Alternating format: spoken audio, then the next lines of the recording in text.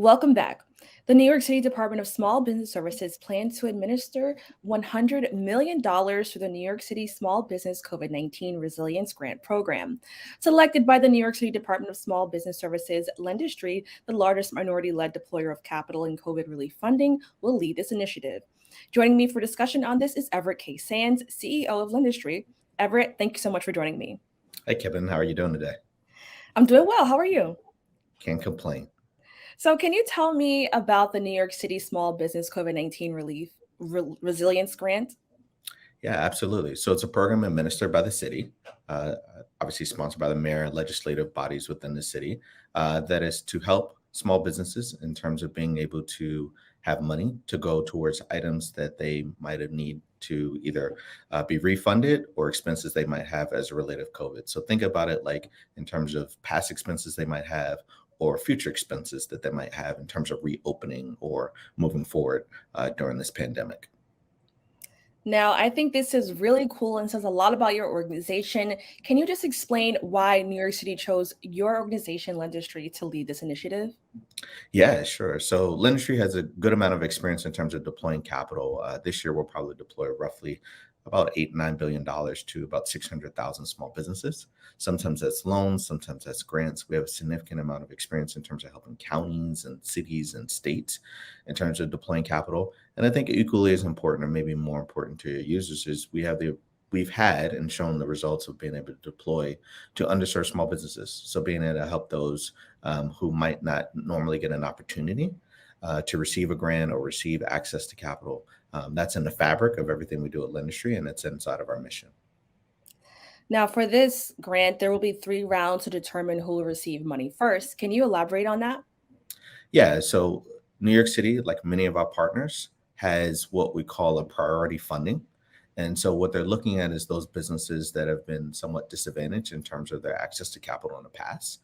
And so they're starting with those businesses first, and then they're essentially tranching. And so what that means is they're taking a step up based on income and based on kind of the viability of the business. And so they're trying to help those again that have been hardest hit first, haven't had routine access to capital or traditional access to capital first. Then they're moving up to a second group and then to a third group. Now, the initiative will award grants of $10,000 to eligible small businesses. What are some of the industries that will see these grants and why? Yeah, so there's definitely a focus in terms of prioritization in some of the arts and cultural businesses. But that being said, if you go through the 3 tranches, all businesses will get an opportunity. The city of New York is naturally trying to do somewhat between reopening and then helping those who, again, have been hardest hit by the pandemic. And can you explain what are some of the eligibility requirements? Yeah, absolutely. So there's a requirement in terms of when they spend the money. The bills have to have been since March. Let me make sure I get it right. March 3rd of, thank you, of 2021. And the money can be spent into December of 2024. They also must be in New York City. So they're trying to help the New York City businesses. I think that's kind of obvious.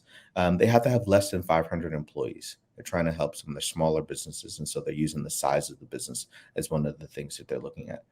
Through the individual tranches, they're looking at the revenue sizes of the business. Again, I don't want to make anyone think that they won't be able to get the grant, but there's definitely a focus on some of the smaller revenue size businesses in the beginning. Outside of that, there's some other guidelines. I don't want to get too deep into the specifics because there's some variations of different things that the business owner might want to look at. So I'm going to encourage them to go to covertresilience.nyc. So HTTPS / covertresilience.nyc to get more information. We often hear about grants being awarded to businesses, but what does the money actually provide relief for? And what are some examples of situations where this money could be helpful? Absolutely. So I would tend to try to get the business owner to keep it really simple. So think of things that as a business owner you've paid in the past, or that might be ongoing or that you might have in the future. So top of mind comes things like payroll and benefits of your team members, maybe your rent payment or your mortgage payment. You might have utilities or other expenses connected to your business. Also think about reopening and other things that are going to be related as we go into kind of this new normal with COVID. And I'm happy that you brought up COVID because Lendistry has previously offered relief to businesses owned by women, minorities, and veterans, which I thought was very interesting. Um, how are businesses owned by people in these communities uniquely affected by the pandemic? So Kibin, I mean, these businesses were in a precarious position, at least a financially precarious position, kind of going into COVID. Lendistry and other mission-based lenders have tried to take charge and try to say, how do we sit at the table? How do we help to make sure these businesses are represented when rules are being created for programs such as this COVID program in NYC? And also how we think about the deployment of capital. So we're trying to do things like make mobile ready apps and online programs that they can have access to capital to. I think this is the beginning of something great as we think about other ways to add scale and we think about other ways to deploy capital to these businesses. Now, I mentioned that it was women, minorities, and veterans. Why do businesses in these communities often struggle or find it hard to kind of get a grasp on like owning a business in comparison to maybe uh, businesses that are owned by white people or, just people who aren't struggling as much? Yeah, it's a great question. So, and it's a broad answer, but I'll kind of give you maybe three things. I think the first thing is we don't have a tendency inside of those communities to have a pass down of information. So whether that be a knowledge base or whether that be an actual business, right? Are we transferring that wealth in terms of business ownership? I think those are things that we're trying to work on. At Lendistry, we have a nonprofit called the Center. What we do there is we do one-on-one counseling, we do online education, but equally as important as some of these grant programs, as you'll see at covertresilience.nyc, we have application guides in multiple languages. We've got videos to help people in terms of how they apply. But I think it's that transfer of information and that knowledge base is one of the reasons. I think the second thing that we need to look at is who are the deployers of capital. Lendistry is minority led, as you probably have figured out now looking at me. But how do we bring more minority led, mission focused institutions to the table to act as the deployers of capital, to act as those who could help in the systemic structuring of the programs? And that's involved in the rulemaking and how we think about the rules and how we think about people being able to get the access to capital. And then the third thing is I think it has to be the marketing and the outreach, the things that you're doing. So thank you.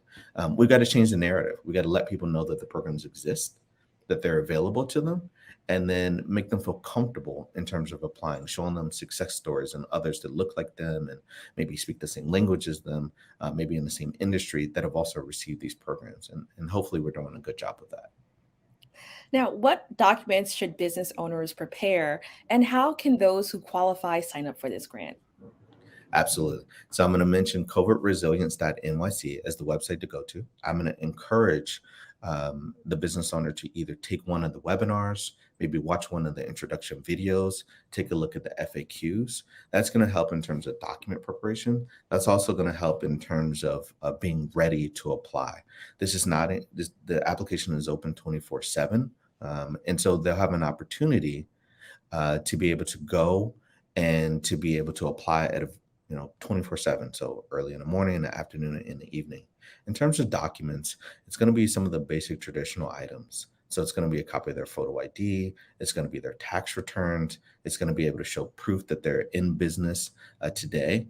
We're going to ask for an NYS 45 only if it's a larger business greater than 3 million in revenue.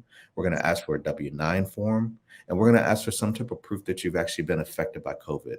Now, that can be a variety of different things. That could be 2 tax returns where you show, here's what I made in 19 versus 20, or maybe a quarter over quarter. Let me show you Q1 of one quarter during COVID versus Q1 of a past quarter, 2019. So you can see that there was a loss because we're looking to show that loss. Again, in terms of that website, it's going to be covidresilience.nyc.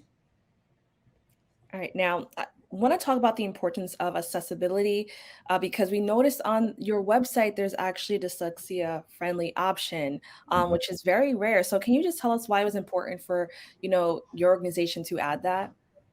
Absolutely. I mean, when you think about access to capital, one, there's no silver bullet, right? And we have to recognize that we've got to meet the business owner where they're at. And part of language is also accessibility, right? It's helping people that might need a better orientation of our website. They might need the words to be bigger. They might need help in terms of the various languages that we offer. And so we're trying to think about these things as we think about one, being culturally conscious, and as well also thinking about how to meet the small business where they're at. A lot of these things have come through feedback of other grant applicants and other loan applicants where they're saying, hey, if you made this tweak or you did this thing, this will make it better for somebody else.